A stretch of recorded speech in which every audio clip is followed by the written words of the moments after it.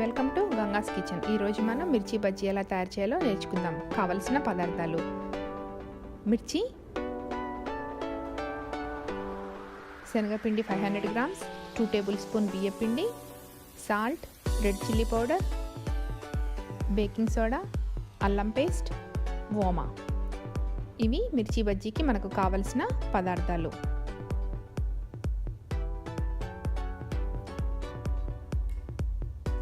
ఇందులో 1.5 teaspoon salt, 1.5 teaspoon red chilli powder,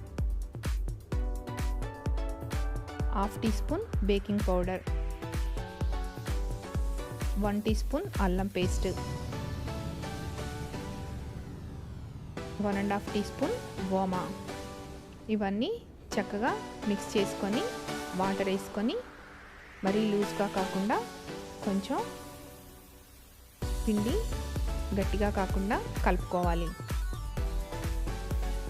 bajji ముంచితే చక్కగా నిల్చునేటట్టు కలుపుకోవాలి. ఇప్పుడు మనం మిర్చీలు తీసుకొని సెంటర్లో కట్ చేసుకుంటే మిర్చీలు చాలా కరెక్ట్గా వస్తాయి. కటింగ్లోనే ఉంటుంది.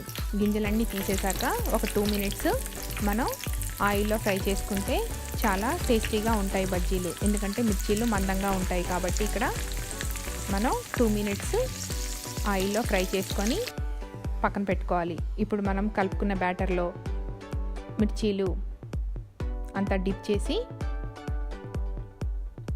ఆయిల్లో ఫ్రై చేసుకోవాలి.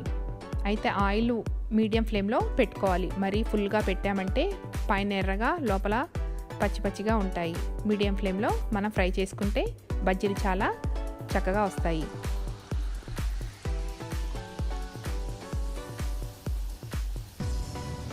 బజ్జీలన్నీ వేశాక ఒక మాదిరిగా ఉన్నప్పుడే, కొంచెం తెల్లగా ఉన్నప్పుడే మనం తీసి అన్ని బజ్జీలు అయ్యాక ఒకేసారి మనం సెకండ్ టైం ఫ్రై చేసుకుంటే అన్నీ ఒకే కలర్లో చూడటానికి చాలా చక్కగా ఉంటాయన్నమాట.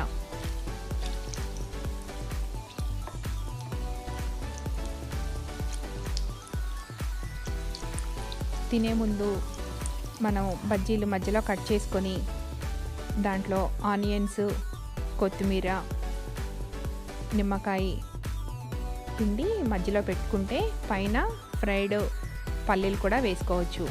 అది తినే ముందు చేసుకుంటే బాగుంటుంది. ముందే చేసి పెట్టుకుంటే మెత్తగా అవుతాయి. ఇప్పుడు మనకు బజ్జీలు రెడీ అయిపోయినాయి. ఇప్పుడు మనకు బ్యాటర్ కొంచెం మిగిలింది. ఇంట్లో ఓమ చెట్టు ఉంది. ఓమాకు కట్ చేసుకొని కడిగి టిష్యూ పేపర్తో శుభ్రంగా తుడుచుకొని ఆ మిగిలిన బ్యాటర్లో ఈ ఓమాకులు ముంచి ఓమాకు బజ్జీలు చేసుకోవచ్చు. ఒకవేళ మీ దగ్గర ఓమ చెట్టు లేకపోతే ఒక ఆనియన్ కట్ చేసి ఉల్లి పకోడీ కూడా చేసుకోవచ్చు. బ్యాటర్ వేస్ట్ చేసుకోవాల్సిన పని లేదు.